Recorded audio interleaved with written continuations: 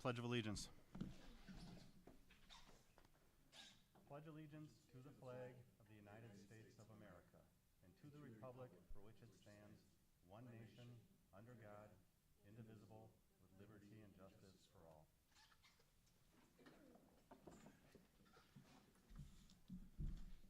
This meeting of the East Troy School District Board of Education and all other meetings of the board are open to the public in compliance with state statute. Notice of the meeting has been sent to the media and or has been publicly posted in an attempt to make the citizens of the district aware of the time, place, and agenda of this meeting.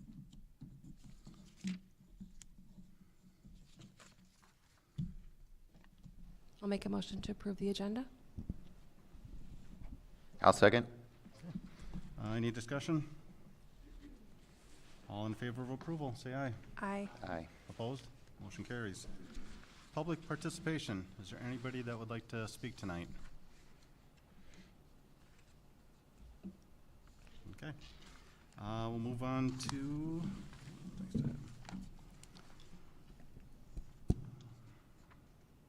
just like to thank everybody for coming tonight, and if you're watching at home, for tuning in.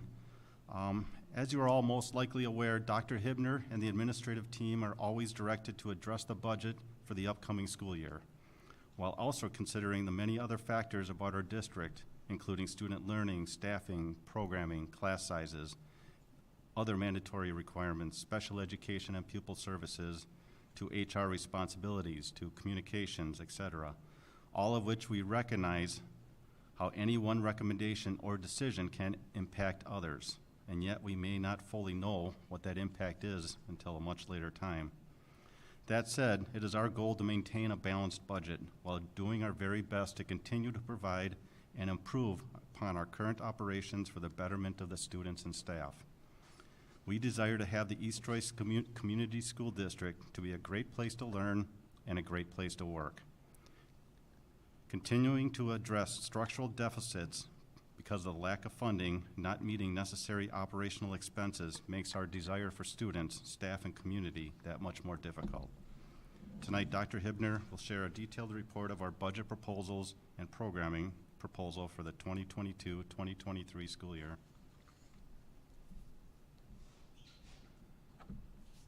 Thanks, Ted, and thanks, Board. Tonight, unfortunately, right, I mean, we always have to do this each and every year. Unfortunately, it's the 15th year that I've had to do the preliminary budget with our administration and with the board from a standpoint of structural deficit reductions. And that gets challenging, right? Not unusual from many other districts throughout our state, not trying to act as if it is. But I think it becomes difficult when you look at our district goals, and we have 6 of them, and I think we live and breathe the district goals and try to make them truly be not just words on paper. But I think it becomes difficult, as we all, I think, would acknowledge, of ensuring that year to year plus a learning growth for each child, ensuring programming opportunities, right, that recognize the talents of each child in an era of globalization. And, you know, if you think about it, we have that second one that I just said, recognizing the talents of each child. I think sometimes it gets forgotten that we have a responsibility and an obligation to all kids, right? So I think that's a really important statement, because obviously from any parent's perspective, the biggest responsibility and obligation is to your own child. And that's who you should always be looking out for. From a district's responsibility, right, our obligation is to look out for every single child, and our obligation is to help each and every child in their regards to their talents, interests, passions, and their needs. And as we know, all kids have different, unique needs. The other thing is obviously doing what we think is best for the kids, and that is we believe in empowerment in this district. That we think to meet the individualized learner, if we really want to meet all the individuals, that we need to empower all those individuals with personalized learning environments. And I think with that, that's where a major shift in education's come in regards to what supports and services are needed for that to really happen for each and every child. That's a major shift in the last decade to 2 decades. And I would like to believe a lot of that shifting has happened based upon a lot of research and a lot of research on pedagogical practices. But with that, it's just doesn't come just by luck, right? I mean, it's a lot of work in process and training in process and shifts in beliefs and shifts in systemic structures. And then our fourth one, I think, which is huge, and that is employing the highest quality staff. Staff, all positions, all areas. And when you talk about employing the highest quality staff, I think you have to basically phrase it as being able to retain high quality staff and being able to attract high quality staff. And I think when you look at a structural deficit each and every year, and when our budget, 70-something% of it is made up of staffing from a salaries and benefits standpoint, it becomes difficult to manage attracting and retaining. And I think one of the other big shifts that is happening in education, and has happened now for some time, is the competitive market for individuals. And it's not a competitive market any longer from educational institution versus educational institution. That used to be the competitive market. Now it's the competitive market of education, public versus private. And people electing to possibly say, you know what, I can make a lot more going into a private industry. And the private industry wants me. And maybe they have better benefits, maybe a better salary, maybe a better starting salary. So the challenge has become much more grossly impacted. And then our final two, adapting facilities for current and future educational needs. I think it's a phenomenal goal. I think all these are. It doesn't say adapting facilities just for efficiency. Efficiency is important because the more efficient we can become, right, in our efficiencies of our facilities, which I think we do an incredible job already. Andy's here and he could speak on that all day long about the efficiencies we're doing and continuing to do, because that helps then for every dollar to go back to hopefully student learning. But the reality is it says adapting facilities for current and future educational needs. Like, we have to continue to update our facilities for educational needs. And then our final one is demonstrating fiscal responsibility through efficiency and effectiveness, which I would say strongly that obviously we're always looking at what can we do more efficiently, but hopefully effectively. I would say that every year that we're balancing the budget is showing great effectiveness, that we're not running in the red, and that we're increasing our fund balance each and every year, hopefully, by having some sort of positive variance because of our conservative budgeting, but hopefully, investment properly. So I'd say that we've shown a lot of good budget stability in this district. I think the question that remains itself is, and that we'll see tonight, right, as we continue to have to address the structural deficit that's projected for next year, and that is the sustainability. Not the stability, but the sustainability going forward. So with that being said, the administration team, not just myself by any means, the whole administration team has worked diligently for weeks, months, on what we are representing tonight to the public and talking to the board about, and that is our preliminary budget proposals for the upcoming 22-23 school year, due to the fact that decisions do have to be made in a timely manner, not tonight, but in a timely manner by March 14th, our next board meeting. We would like to have possible actions taken on these items. And the rationale and reasons behind that is we are also due by state law for notifications of contracts and non-renewals and preliminary non-renewals they're called, and then final non-renewals, and then obviously all contracts at a later time need to be issued. So we do have to meet certain timelines, so we obviously are trying to follow in regards to those timelines and to be supportive of individuals to give them ample notifications due to the fact of we recognize the impact that it has.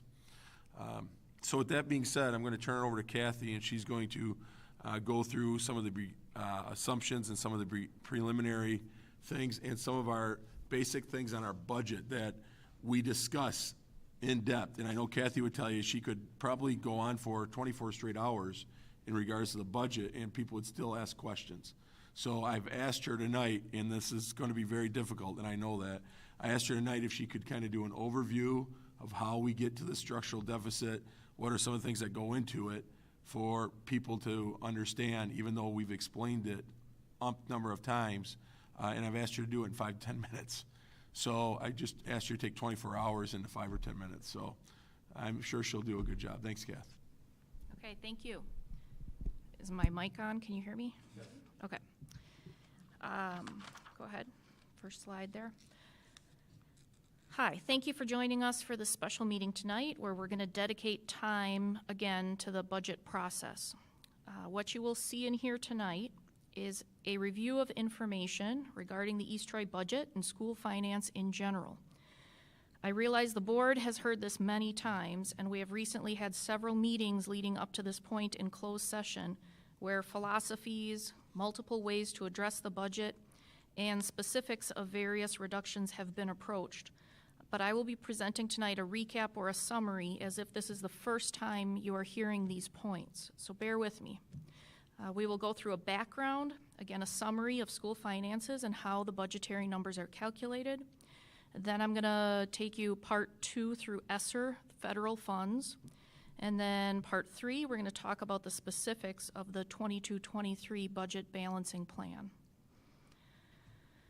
So when I was tasked today with a background, again, of school finance, I go back to how I think about it when we start the budget year. And for me, there's step 1, step 2, step 3. So step 1 is, I think, a difficult concept for business managers to explain. A couple of us area business managers were recently talking about this.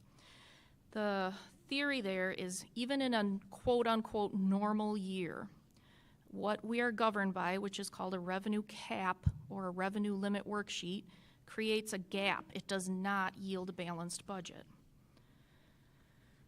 So the Wisconsin school funding formula. In Wisconsin, the majority of the money that a school district receives, approximately 85% of the revenues, are restricted by what's called a revenue limit. It's a state-imposed revenue limit, again, also known as a revenue cap.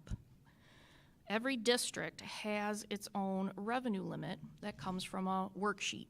Kind of looks like a tax return. You do a worksheet, and you get your revenue limit. In normal, again, quote-unquote years, when you do not have declining enrollment, when you have stable enrollment, the revenue cap gap has not been enough to balance the budget again.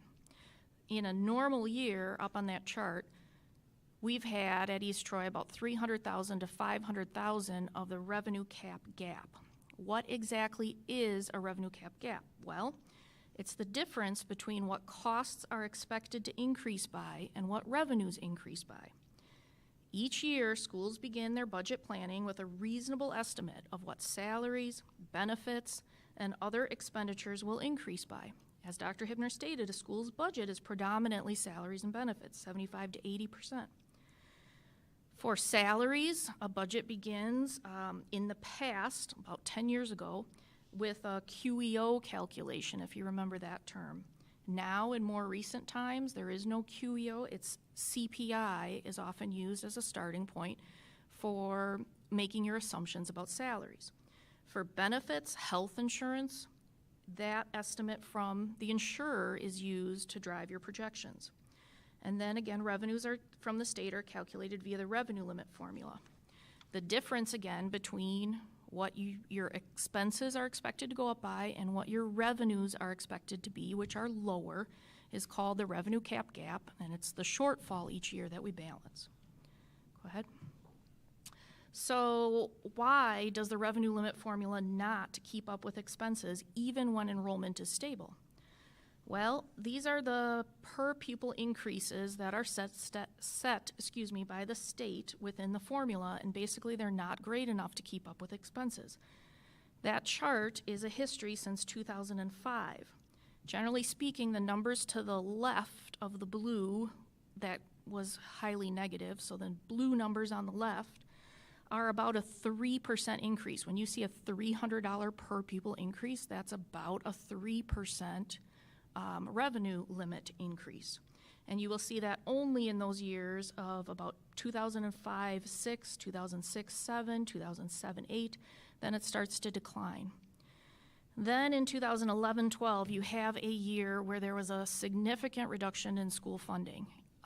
Anybody know what that year was or what happened that year? Bonus points? Act 10, that was Act 10. And again, school expenditures were significantly reduced. After that point, money has not been going on the revenue limit formula very much. The blue, again, is the per pupil increase on the revenue limit formula. And you see some yellow is starting to the right of Act 10. And that is something simply titled a per pupil aid payment. And the state began substituting the per pupil aid payment instead of applying money on the revenue limit formula. And that has a whole conversation around itself again, that when Dr. Ibner says I could talk for 24 hours, that would probably be at least an hour of it. But you can see the two combined, the blue and the yellow, still are what we're talking about when we're looking at our annual per pupil revenue increases. And you can see that most of the years, it's between 0 and 2% growth there. Actually, 2 years are 0, okay? So this chart above, again, generally speaking, when you have things like healthcare, health expenses going up 8% a year, and your revenues in the last 10 years are between 0 and 2%, you're again having that revenue cap gap in your budgeting. Go ahead. And then this chart is, I'm jumping ahead a little bit here because I'm layering in enrollment, which is my step 2, and I'll show you more about that in a few slides. But I wanted you to see what those per pupil numbers translate to for East Troy. And again, I know it's hard to read, but if you are able to look at the yellow, the 11-12 school year where it was Act 10 and there was that significant decrease was almost an 8% loss of revenues. And since that point in time, again, you'll see a lot of years in the 0 to 1 range, and then this particular year, negative 1.06. So even though we had a 0 per pupil, because we then into the formula have to layer in enrollment, and we have declining enrollment, in general, our revenues are even less than what you saw on the previous page. Okay? Go ahead. So each and every year, when revenue limits don't keep up with expenditures across the state, the only time they do is when you have increasing enrollment. Schools across the state, including us, because declining enrollment is happening all throughout Wisconsin, update 5-year projections using a model. This is one very well-known model in the state. It's the Baird forecasting model. And we look at what our revenue gaps are, and we look at our deficits both annually in the next 4 years, and then we rebalance our budget. The process to rebalance the budget for the immediate future year, go ahead, looks like this, and you'll be seeing this shortly tonight for our specific year. But we isolate the upcoming next year's budget, and again, we work to balance it. It's a constant struggle of what is important to one person is not important to another person. You know, athletics, technology, maintenance, administration, we've heard it all. We have to make the decisions, the board and the administration, that are in the best interest of the organization as a whole. Through that budget balancing process, what do we look at? Well, first and foremost, each and every year, the school board has taken action to balance the budget. The budget balancing process has included changes and reductions in all benefit packages, including health, retirement, dental, and life insurance. We have moderated wage rate increases such that we are now at or below comparable school districts. We have made energy efficiency gains. We have eliminated positions. We have restructured positions to part-time for benefit avoidance. We have competitively priced purchases. We've applied for grants and gifts. We have refinanced debt, and we've prepaid debt to minimize interest costs. In the course of 15 years, we've implemented about $9 million in budget balancing efforts, not including impact needs, from the revenue cap gap not meeting expenses. Okay. So step 2, declining enrollment. So again, I've forecast this a little bit, and it was really hard to just isolate step 1 without it, so forgive me for that. But step 2 then in the process is looking at your enrollment. Okay, so besides the revenue limit formula structure itself, when a school district has declining enrollment, the formula yields less money for the district as a whole. This is a chart, you've seen it in our annual meetings. In fact, I didn't redo the one you had in September. I just plopped it in there. We ended up very close to that blue dot, I think difference by 2 students, because you have the projection of what enrollment does, and then you have what actual happens to be. But again, the revenue limit is calculated based on a fairly complex worksheet, but the driver is enrollment. We have been in a steady to steady declining enrollment situation for 20 years. Birth rates, migration from Wisconsin, housing growth in other areas besides East Troy are some of the drivers. Between 1920 and 2021, we lost 100 students.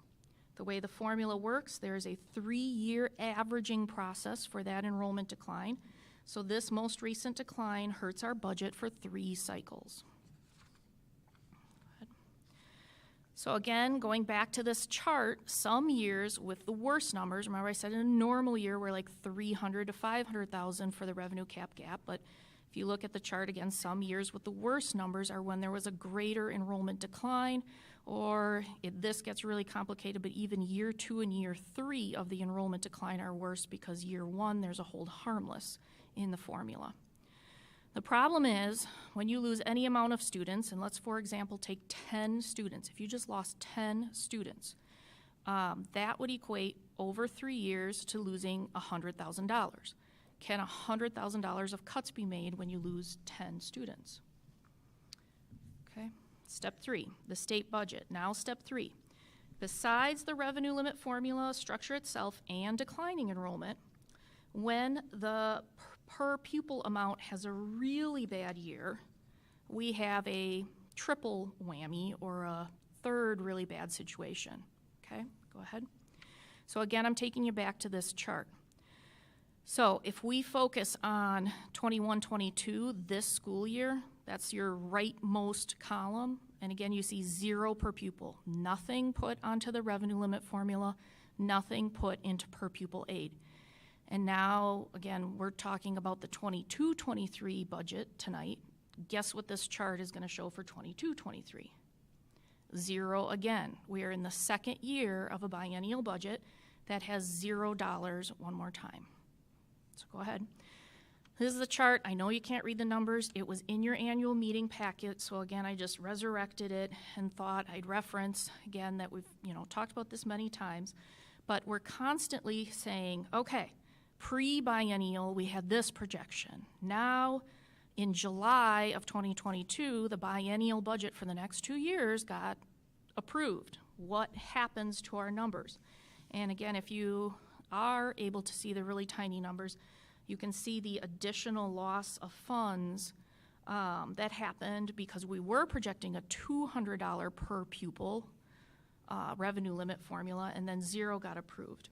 Some people have called this the no-no budget. We projected when we went to referendum last year a couple things. 1, enrollment bouncing back up. But 2, prior to that no-no budget being locked in July 22, that the deficit for 22-23 would be $588,500. That's on this chart. After the no-no budget, the deficit grew to $961,364, so almost doubled the deficit there. So go ahead. So again, going back to this chart, some years with worse numbers, declining enrollment. Some years with worse numbers, there's a per pupil factor from the state that's really low. Okay, that could be making up some of the numbers. Go ahead. And again, all of those pieces add in this biennial budget have a negative revenue limit increase rather than a decrease. I've added one more column here to this chart again if you're able to see it. So 21-22, we're operating in right now with a negative 1%. The projection for 22-23 is a negative 2.28% in revenue limit. So a couple really terrible years, even by the standards of the last 9 years, which have been in that 0 to 2% range. So step 4 rolls around. Step 4, now you add on top of all of that I've tried to explain, inflation. And I think we all know and feel that we are experiencing some of the worst and greatest inflation we've had in 2 decades again. So go ahead. So now we go back to the model, and in the model, the assumptions have been updated, the new per pupil, and some of the expenses have been increased for inflation, such as wages. Okay, go ahead. Usually, people ask at some point in time when I give this presentation, so what can we do, right? What can we change? What could help? And here are the things that I'm going to say increase your revenue limit. So again, the revenue limit is based upon that formula. Well, what impacts the formula? Enrollment. So if we can have increased enrollment, great. If that per pupil dollar amount can increase, and that comes from the state, great. That can help the revenue limit. And then finally, referenda. A lot of school districts have passed operational referenda to give supplementary funds besides what comes on the revenue limit formula. Okay, so now that's like the finance background. I'm going to move to one standalone topic here that we can't ignore in this biennial budget cycle, and it's ESSER. Go ahead. We are receiving a lump sum of money from the federal government to help us support those impacted by the pandemic and to prevent the spread of COVID-19. This program is similar, but not identical to ESSER 1 and ESSER 2, so I'm talking about ESSER 3 here, which we were authorized under the previous 2 COVID-19 relief packages back in 2020. Go ahead. We've spoken on this topic many times. There's a couple of board meetings and their links if you pull up this presentation, or we have it on the ESSER link also. Oops, sorry. Go back one second. Okay, yep, perfect. So ESSER 1 and ESSER 2 funds we have expended. Those were on cleaning, mitigation measures, and in 2021 and 21-22, it funded positions such as long-term substitutes, health aides, and then partially some of the middle school HVAC project that is coming this summer. So we have ESSER 3 right now. East Troy is expected to receive $1,684,000 in ESSER 3 funding. Funds may be used to support our response to the COVID-19 pandemic taking place from March 13th, 2020 through September 30th, 2024. Written into the grant was that funds are intended to help safely reopen and sustain the safe operation of schools and address the impact of the coronavirus pandemic on the nation's students. Go ahead. There were provisions, lots of them, but one of the main one was that 20% must be used for learning loss. Okay, go ahead. We were also to look at what students were disproportionately impacted, okay? And then what else could the funds be used for? Again, preventing, preparing for, responding to COVID-19, okay? And there's a couple more things that the funds could be used for. Go ahead. Then we did a slide here, and I took these slides directly from, I think it was a November presentation we had at the board meeting. What we are seeing. So we are seeing, again, with our ESSER 1 and ESSER 2 dollars, what money was spent on was initially antimicrobial sprays, air purifiers, plastic barriers, cleaners, disinfectants, bipolar ionization, and additional staffing needs, okay?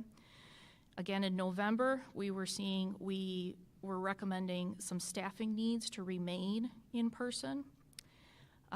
We were recommending the middle school HVAC system to be replaced and best practices in learning to address instruction and assessment.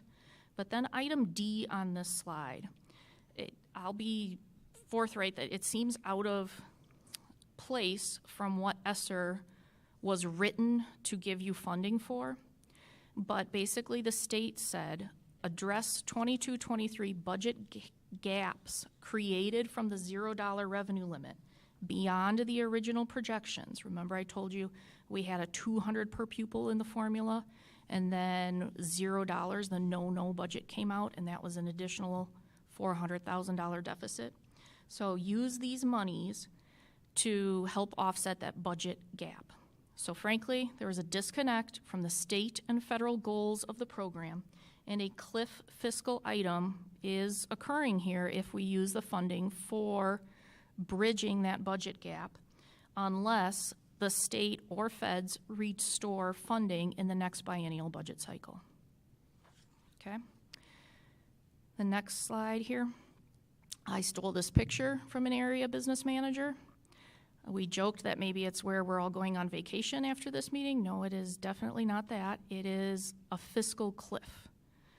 That is because, again, using these ESSER funds are temporary one-time funds. You don't ever, Business Manager School 101, you don't ever want to use one-time funding for things that are going to keep going on and on in your budget. Again, salaries and benefits, what predominantly a school district is because of our service of providing education. So, there is a fiscal cliff looming. Will the state restore funding? Will some new funds come? Those are the questions I don't have the answers to. Okay. So for a recap here, again, when you're talking school finance, normal years, revenues do not keep up with expenses.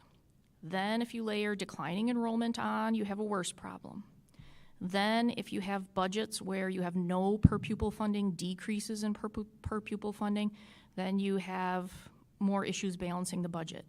Now we're facing inflation.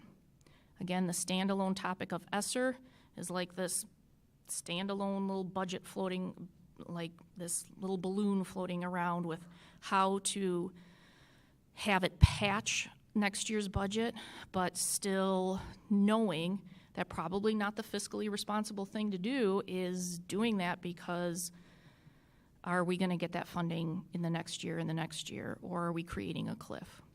And then step 5 I haven't talked about, but it's what Dr. Hibner opened with. We have to maintain a competitive nature with our school district. We have to balance the budget. That is something, at East Troy, again, we take pride in. We've done year after year. We don't operate in the red. But we also have to have our eyes open to what neighboring districts are doing, and again, keeping that competitive edge so that our staff stays, we attract and retain staff, and that our students continue to come here. Go ahead. Okay, so we are next going to go through this line by line. And the number, when you do all those little steps, except for ESSER, but when you do all those steps of, well, here's the revenue limit formula, then we have declining enrollment, then here's our per pupil. The number, and I'm going to zoom into this, I'll step up there and zoom in so everybody can see line by line, but the number that we're trying to balance this year, that we have to add to that long chart of about 15 years of revenue cap gaps, is 1,100,000. So it's a particularly bad year. Again, a normal year, 300 to 500,000. Anytime you have a couple of those extra variables in there, the number sometimes has jumped to 700. 1 million with, again, those problems I've explained, does lead it to $1 million. And then we're going to go through again how we're addressing that. I mentioned also in the beginning, the board has deliberated on philosophies in multiple ways in prior closed session to work on this process. I am recapping here the messages I've heard here, the premises I believe that have held through those discussions. Number 1, we're going to balance the budget. We're not going to operate in the red. Number 2, some positions need to be added for district action plans toward addressing district learning, with a heavy emphasis on middle school and their test scores. Number 3, many other prior budgets prior to this year have been balanced on the backs of the employees. They've had minimal to no wage increases to mimic revenues from the state in the past. Large-scale benefit changes, some years have netted to 0 or decreased take-home wages. Our comparable wage and benefits packages cannot decline further and have us continue to attract and retain high-quality employees, which is one of our district goals. There's still one line item of stipend reduction that will affect some in this budget. Number 4, we're going to utilize ESSER, those one-time federal funds, even though they are a fiscal cliff, to avoid massive position layoffs and or salary and benefit reductions this year, but this creates other challenges. And number 5, we are still conducting some position reductions to not make the fiscal cliff even larger for future years. Okay? And then I'm going to conclude here, but then we're going to step back. I want to say every Wisconsin public school district, again, is facing this. We're meeting as business managers just to go through how huge all our numbers are and what are we talking about and how, again, do we get this word out. We don't want you walking away scared, but we feel people need to know. That's where we're at. So it's a difficult thing because we want to be transparent, but we don't want to scare people away. Okay, go back one. Thank you.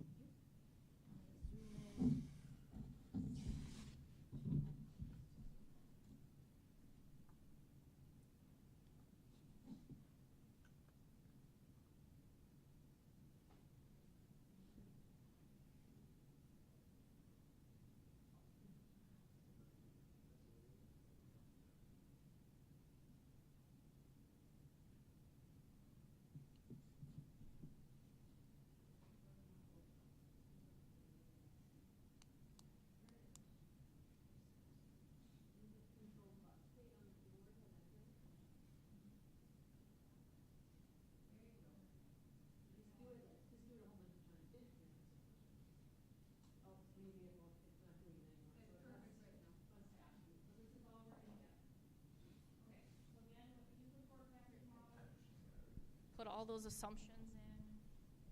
I have some of the assumptions listed on the top right. I won't go through all of those. Can you hear me? Doesn't sound like I'm on. I am. Okay, so we're trying to target about 1,100,000 to reduce for next year. It's a large amount. One of the first things we're going to reduce out of the budget is nearly 500,000. This is also a difficult concept to explain, but when you have declining enrollment, the first year of that 3-year averaging, you actually get better numbers. So we were projecting the enrollment to go up. It didn't. You get better numbers the way the formula works in year 1 that way. It's years 2 and years 3 that you take bigger sacrifices. But between that and we had better open enrollment in numbers this year, and we had better, less open enrollment out numbers this year. So we beat the trend that we were assuming. So it gave us, at the time of the September count, about 500,000 that we were able to put towards that middle school heating and ventilation system, created a line item for it, and then we're taking that out. Salaries. We have a CPI of 4.7% this year in December. It's a little bit higher than the assumption that was put into the budget when we first started the budget balancing process. So that's an extra $91,000 add to the budget balancing process. Health insurance renewal. We have a pretty bad renewal this year. We are in the second year of a contract cycle, and luckily we had a rate cap for that second year of 9.5%. Based upon our claims history, the renewal could have been 16 to 18%. But again, we're capped at 9.5%, but I was hoping for a 4%. So that's an add, again, to the budget balancing process. And now here we have some impact needs. And I'm going to let the people that have each of those areas in their departments talk about those. But you're going to see in red here, we're utilizing ESSER dollars, specifically that 20% learning loss component of ESSER that I briefly mentioned, to accommodate for adding these, again, for this 1 year that we do have the ESSER dollars. So, reading interventionist elementary school. Good evening. So am I good, Justin? You have heard about this. This was initially brought up in reference to the action plan that was created as a result of the analysis of test scores. The elementary reading interventionist actually allows for a reorganization of literacy personnel that would also benefit the middle school.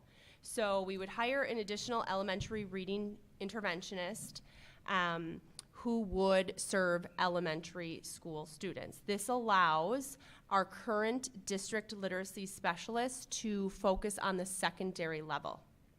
So the district literacy specialist would have more time to focus efforts at the middle school, would be available to model and co-teach ELA lessons and assist other content area teachers as they work to incorporate disciplinary literacy into their classes and coursework. Additionally, this role would continue to serve the elementary and high school educators. Currently, the role serves K-12, but we will focus more so at the middle school. In addition, the add of an elementary literacy interventionist would allow the district to deliver interventions to a larger number of elementary students. Any questions on that one? Okay, thank you.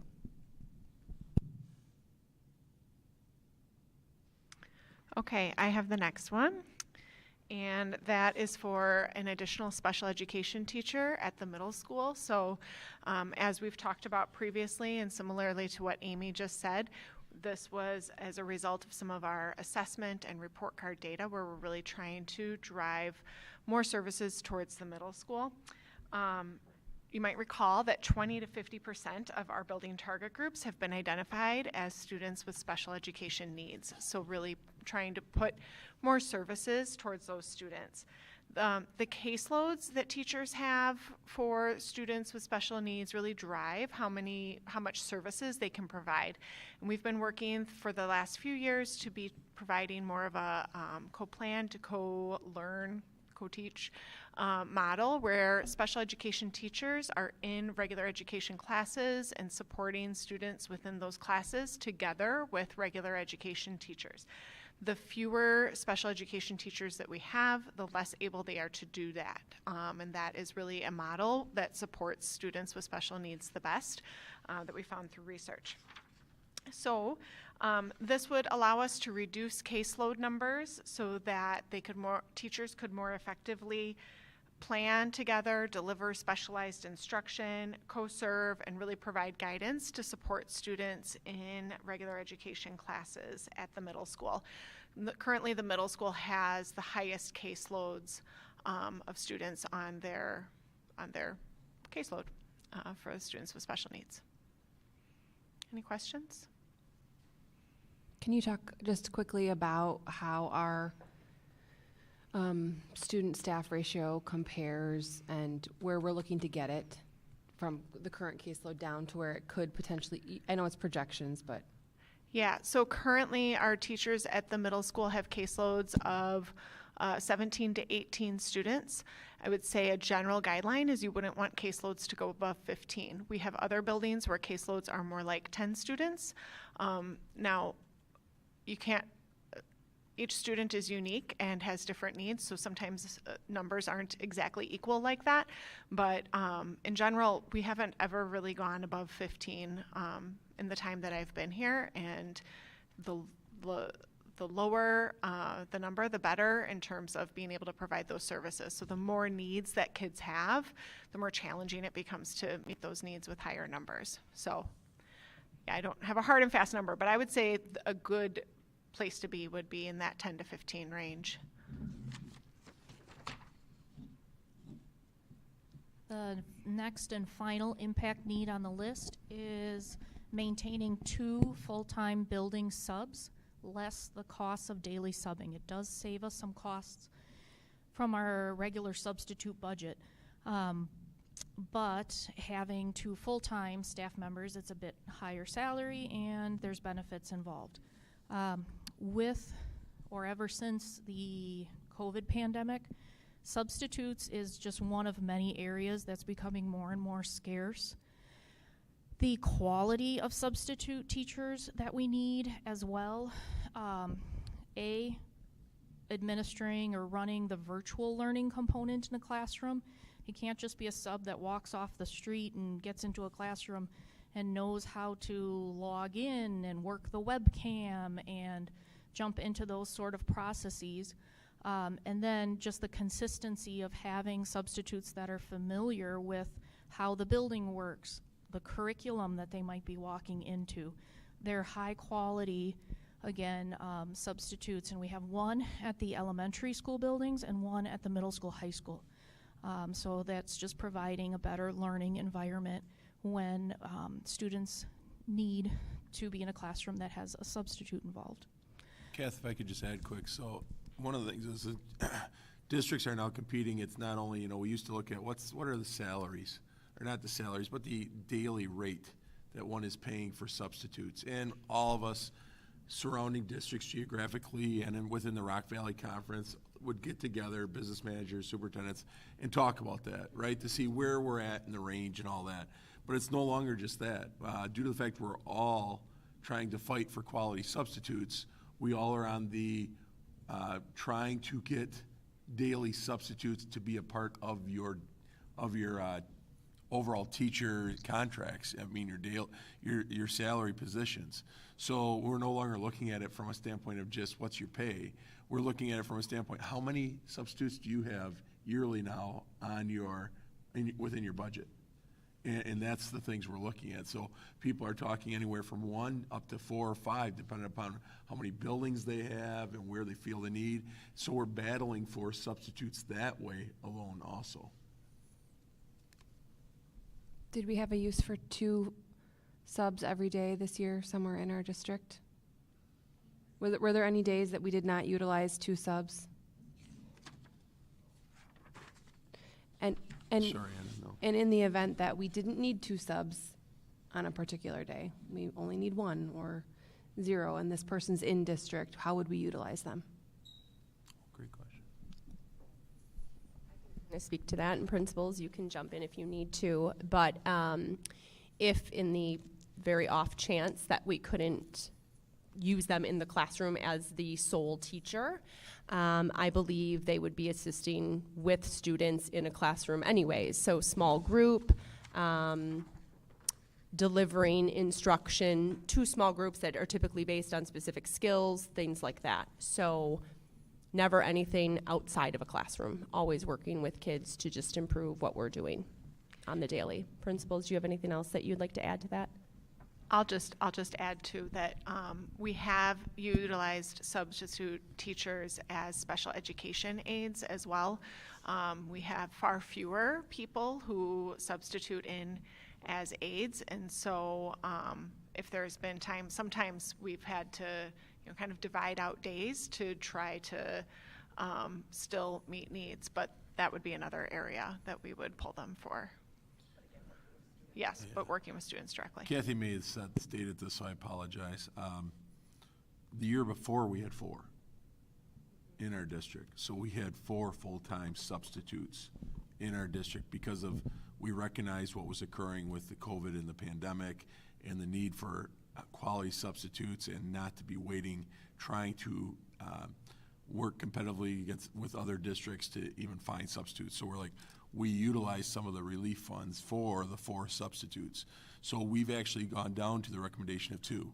I'll have it noted, we really would love to have 4 still.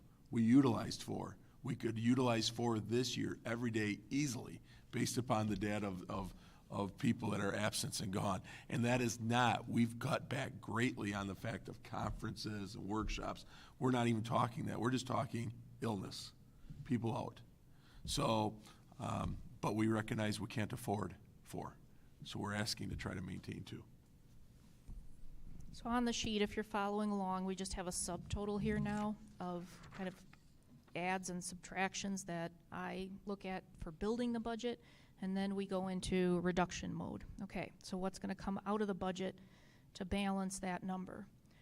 So first off, every year we look at, do we have any retirees? They've already retired and they are on the grandfathered health insurance.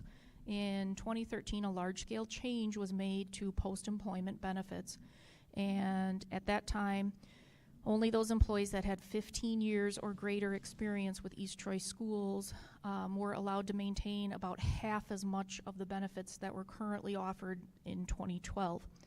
So some of those come off, and that's the reduction coming out of the budget. The next line item is if we know of any retirements, which you do, you've had 2 meetings or so where a trickle of retirements have come in.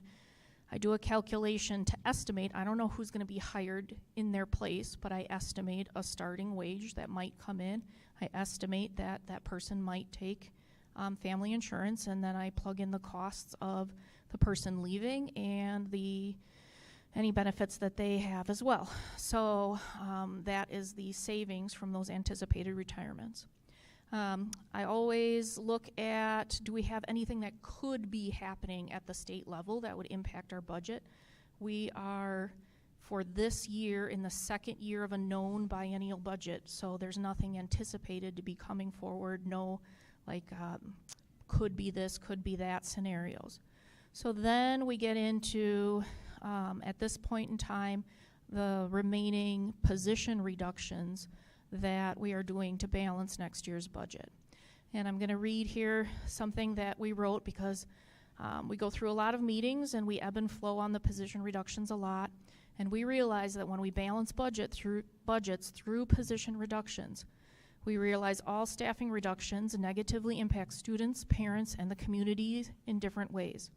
This is evidenced by challenges in meeting district goals, improving test scores, meeting IEP regulations, maintaining services, and potentially decreased enrollment. Okay, I'm going to turn it over to each person who has one of the reductions on this list.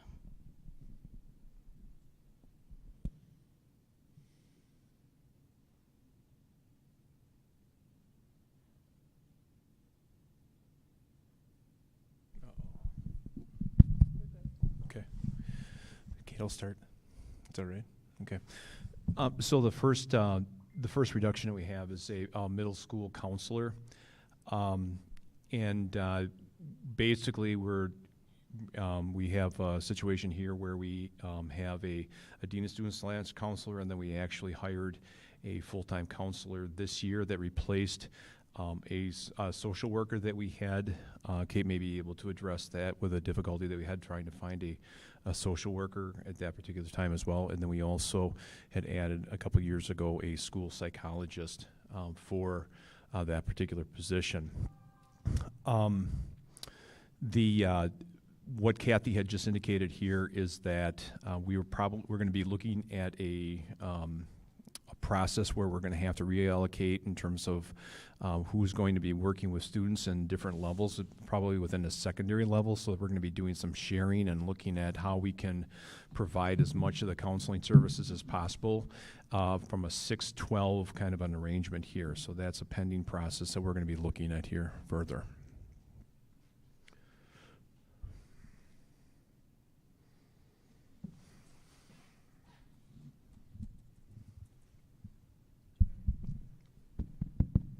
Can you hear me?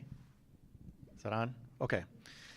All right. The next position for your information and consideration would be the elimination of the 0.6 keyboarding at Prairie View. This also includes the elementary yearbook advisor.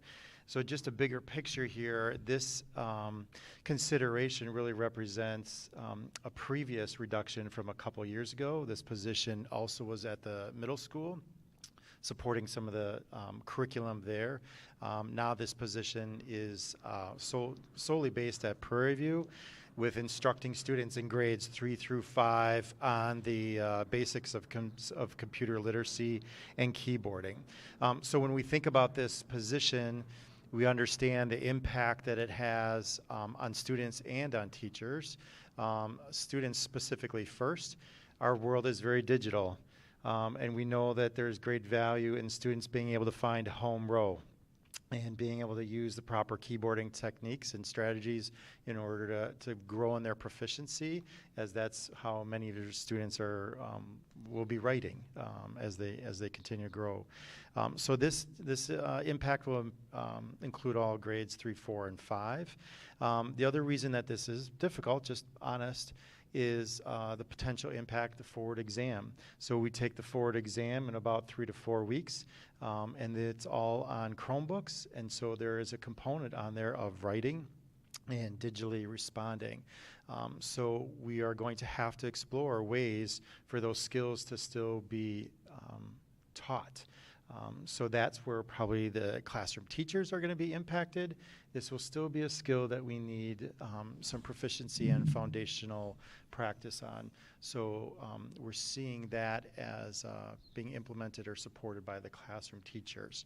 We don't have the details of that worked out yet, but giving you the full scope of student and teacher impact.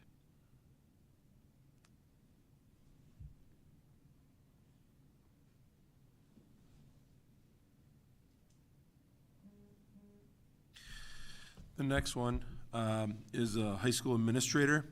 So currently, if everybody recalls, obviously we have Mr. Sines, who announced in January that he was going to be retiring from the East Troy Community School District. So due to that attrition, we recognized that with the budget, we recognized with what was stated during the referendum and what would need to occur if the referendum last April were not to be successful, which it was not, that administration would also need to be looked at, as well as many other positions. So due to the fact of the attrition, we've recognized the timing is now for us to go down in administrator. That being said, we're going to reorganize some things. At the high school, currently, we have co-principalship with Mr. Kleinowski, who oversees the 9th and 10th grade student body, with Ms. Keene, who oversees the 11th and 12th grade student body, and then they each are responsible for various departments from a standpoint of learning rounds, evaluations, coaching, and just overall communication. I will state for the record, I love that model. I know people maybe doubted that model at first when it came into existence numerous years ago. All I have to say is look at how the high school is operating, and I think, yes, people are very important, but I think the model has something to do with that too. I think, when you can give proper investment to a model, you get the outcomes you want with the right people leading those models, and they deserve a lot of credit, and so do the people prior to them. I think when you don't give the proper investment, you get the outcomes too that you have pretty much indicated from. So with that being said, what we're going to do, and I will say that I'm not thrilled with it, not because I don't believe in the individuals leading, not at all, just due to the fact I like our current model. Mr. Kleinowski will be moving from the high school to the middle school and becoming the middle school principal next school year. So Ms. Keene will be the high school principal next school year. Now, with that being said, I will acknowledge it already. I know Ms. Keene would acknowledge that right away too, and that would be the number of students, the number of staff. We had 2 co-high school principals prior to that. Yes. So Mr. Reed Oldenburg will stay in the supervisory position. Mr. Oldenburg is a supervisor. He will remain a supervisor, but he'll remain a supervisor as a dean of students, which will allow him to oversee and work with the students of the high school. We don't have all the logistics worked out yet. I'm not going to go into all the details because we don't have them worked out. That'll be something that Ms. Keene, myself, Mr. Oldenburg, and others will work out in due time, just like we have things that we have to work out at the middle school with Mr. Kleinowski going over. But those are the transitions. But I want it stated, Mr. Oldenburg will stay a supervisor. I don't want it stated that they think we created a supervisor. He was a supervisor, and he will remain a supervisor. He will remain the supervisor contract. Now, I think a legitimate good question after that would be, how's Reed going to do all that when he already was a supervisor and he was responsible for, as athletic director, and he was responsible for all the facilities requests? Great question. We're working that out. There will be something from that, us going down 1.0 in administration, in that reconfiguration. There will be something that won't be the same, and it won't just be being down 1.0. All right? I mean, that goes for all these positions, as we already stated at the beginning of these recommendations. There will be something that somewhere along the line people are going to say, why isn't that getting done? Or why is that different now? Because we did a reconfiguration and we're down one person in these areas. So whether that be on facility requests, whether that be in Reed's athletic director duties, there will be something that will not look or be the same or be as timely. It's just the way it's going to be. Now, what that is, we have yet to figure that out. We need to work through all of that. But I will state it right now, Reed is not becoming the dean of students and going to do all the AD as he currently does at the same level of expectation and do all the facility requests. No, not at all. Not at all. Those things will have to get redesigned and reorganized somehow, or just honestly not done at the level it's done at currently. That's one of the things that we have taken a little pride in, I would say in the last few years, if not probably last 10 years, and that is we did add those positions. We did add some of those positions, and those positions have helped us to get the compliments that we get from the community about the facilities and the usage and the requests and just the supervision we provide and I don't know, other things that I could go on and on about. Some of those things won't be. I mean, we're going to maybe have to take a step back. When I first arrived here 15 years ago, that was the model with a dean and a high school principal. Well, we're going back to where we were 15 years ago. I don't know how to say it. So that's kind of what we're going to have to work around and do. And obviously, we will continue to look at, and I want people to know that, we will look at the student learning in our models. We will look at the teacher feedback. We will look at the evaluations and the SLOs and PPGs. We will look at communication. We will look at students and supporting students and student behaviors and dealing with them. We will look at all those things and try to reorganize it to the best of our ability to still be meeting those to the best of our ability. But yeah, something probably will have to give a little bit. We also will, just so we know, we're putting a heavy emphasis, to help in various areas that we've identified from our action plan report that we've shared with the board on numerous occasions. One of the other additional things we will be doing next year to assist, because we know we're reorganizing and being down administrator, is another supervisor in our district, the coordinator of teaching and learning at the 6-12 level. She will be helping Mr. Kleinowski in the middle school, not solely by any means. And she's 6-12 coordinator, but we will be having her work strongly in a middle school position with Mr. Kleinowski to help in regards to the curriculum and the instruction and those type of things, due to the fact we're trying to give a lot of support over into the middle school. So we will be doing that also. So that's one of the things that is being discussed right now and talked about, and we'll work through the dynamics of that too. So that's the recommendation of the high school administrator reduction.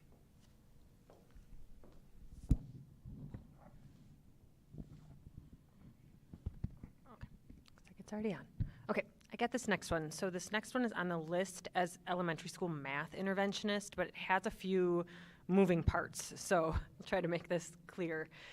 So we currently have a math intervention position that serves students at Little Prairie, Prairie View, and the middle school. So she travels. We also have a math intervention position at the middle school. This recommendation essentially would eliminate the shared position. The person in that role would shift into the middle school intervention position, really essentially eliminating our elementary math intervention. We have to provide math intervention, so we would shift those responsibilities and reallocate them to other staff members. And so we have one person at Little Prairie and one person at Prairie View that would take that on with some time that they have in their schedules. So they'll kind of be serving in two roles, essentially. Questions about that? I know there's a few kind of legs with that one. Did I cover all that, Amy? Okay.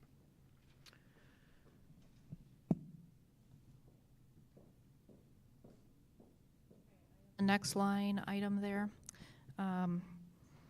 We will be assessing, it's not decided yet, and eliminating some extra duty stipends for clubs, team leaders.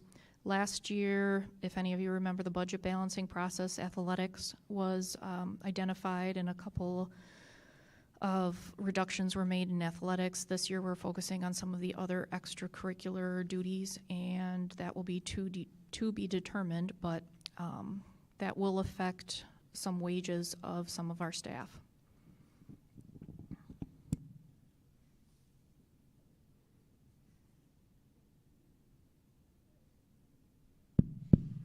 So in the Buildings and Grounds Department, we're gonna move towards reducing from one full-time custodian down to a 5-hour part-time custodian. All our part-time custodians are 5 hours. So we're taking what an 8-hour full-time employee is with some benefits down to a part-time person. It impacts us in the way that we already recognize that the amount of cleaning and square footage, cleaning and maintenance of the square footage of the district, I would consider us already understaffed based on comparables of surrounding districts and some other standards set by other organizations. So by reducing down, it's going to take us a little further behind, but we're going to make it work. Hopefully it'll be considered to eventually bring that position back and possibly add if we ever get into a better situation in our district. Thanks. Okay, and then on the bottom of the sheet, item E, the other adjustments, again, and we've never been able to have this before, but we have this other federal funding. The first line item refers to the 20% allocation to learning loss. And you saw some of the items up above that we're directly going to be applying that grant funding for. But basically, we're going to use all 20% of that allocation towards balancing this budget. And then we are going to use another $328,000 of our remaining ESSER $3 to balance the budget. Couple points about that. When we did the calculation again of what's the difference between a $0 per pupil and the $200 per pupil we had projected, it was $416,000.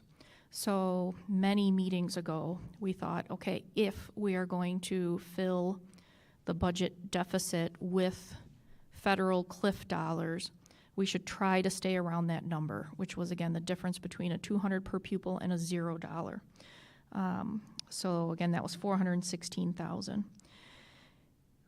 What do we have left after the December board meeting? In addition to the 20% learning loss of $320, we had reserved at that December board meeting $460,285. And again, I don't want to speak for the board, but I think sentiments were if we can even push some of the ESSER dollars to next year in the balancing process for 23-24, that would be great. As you can see, we right now on paper, unless we are able to not claim all of our ESSER dollars this year, like we balance the budget and I don't have to make a claim in June, or numbers turn out better next year again and we don't have to use all of the 648 that's itemized down there, we would have $140,000 left for 23-24 is all. The ESSER $3 have to be used by the end of 2020. September 30th, 2024. So we knew we could either choose to use them to sort of kick this can 1 year further down the road, or make additional cuts, hold some dollars from the ESSER funds to have in the future, but look at where those cuts would need to come from and what would need to be eliminated or moved around. Yes. And so just to be clear, I mean, the choice was made to not have to make quite as many cuts, use the funds that are in front of us. Correct. And pray for rain, right? So, and I just wanted to point out, hopefully, well, maybe I shouldn't, the number of staff affected by all of the changes and reconfiguring. I don't know if that's appropriate to call out, but it really is more than, I mean, the positions eliminated obviously are a big deal, and I'm not minimizing that, but those who remain take on a burden as well to figure all this out. And Kath, just if I could add too, so the use of the 648 right now as proposed of ESSER to meet our impact needs that are recommended, and then the rest to help balance the budget. That 648 obviously are one-time funds, as you stated, from a cliff item perspective. So it would be, and I just want everyone to understand that, That would be on top of if there were to be no additional funding provided to our district for the 23-24 via the state and/or referendum and/or I could go on, enrollment increases, right? And enrollment, I won't even get into that because you get into the declining and all that. But with that being said, it would be the 648 in addition to the structural deficit projected shortfall too. Yes, because you're putting a Band-Aid of one-time revenues on it. And what is the projected, I know that's a ways off with Nope. assumptions, but what's the projected again off the Baird model for 23-24? About 1.2 million, And that's not included the 648? correct. Yeah, okay, thank you.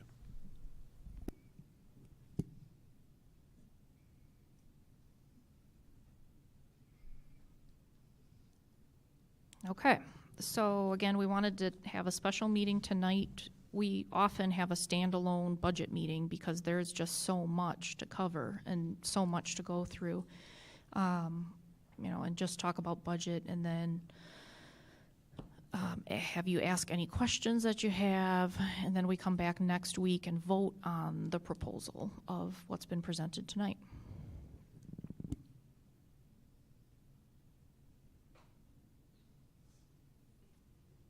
Does anybody have any questions? Kathy or Chris?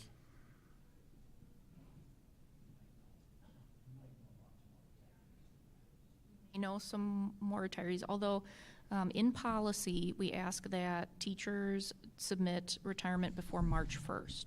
So we should have had them all. Do some sometimes come in yet? Sure. Good question.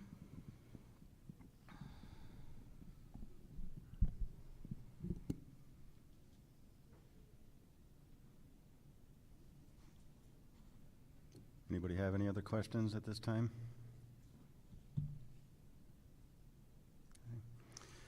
Well, I'd just like to thank the administration and this board for again working through our revenue issues to find a way to balance this budget. Being able to use those ESSER funds helped us this year. I'm really worried about next year not having those funds and the number we will be facing to try to find cuts to be able to balance.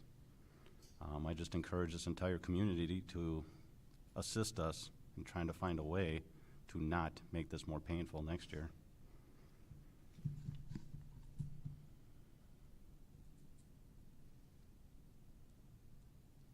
Anything else from anybody?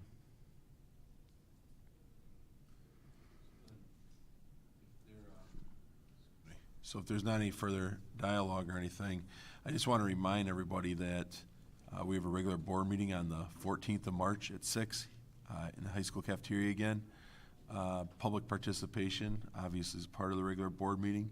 I know the board, they've stated it many a time, so I'll state it for them, and that is they welcome the public participation. As we know, board meetings are in the public. That's the idea, right? That people learn about everything going on in the district.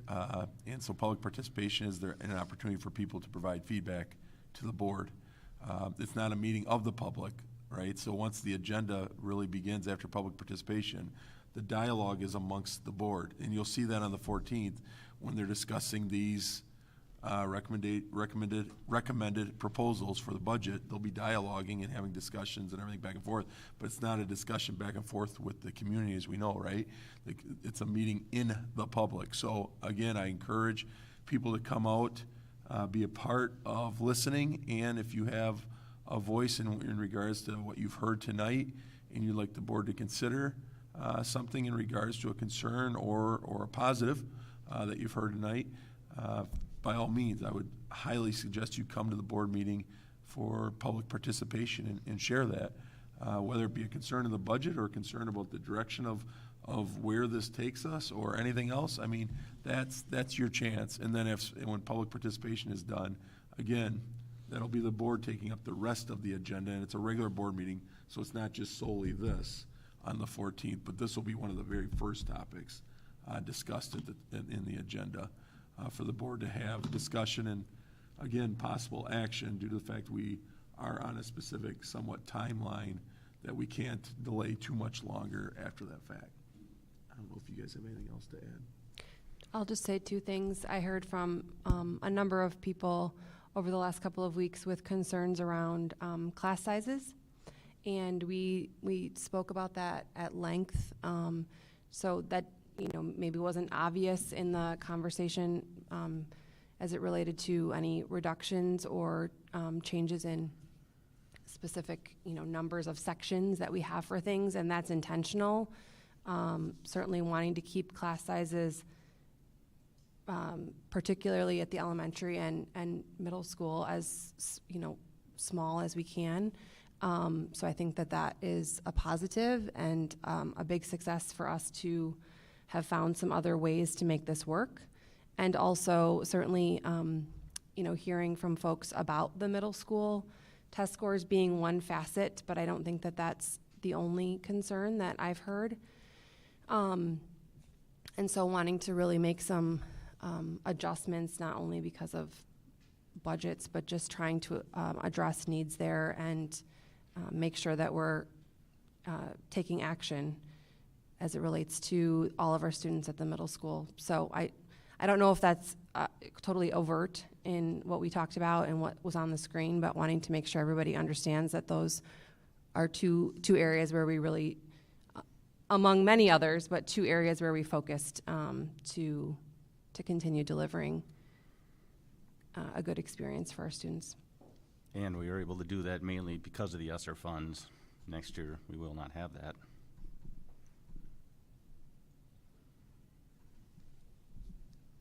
I'll say thank you to everybody.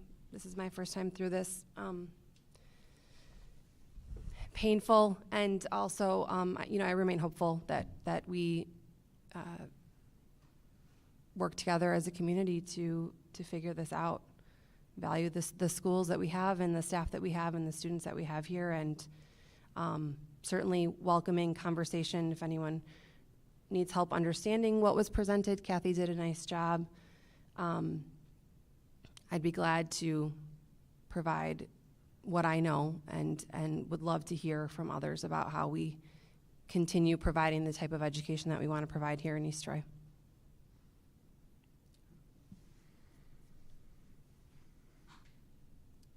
Anything else from anybody? Okay.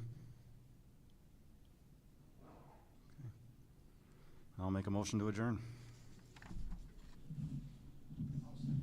Okay. All in favor, say aye. Aye.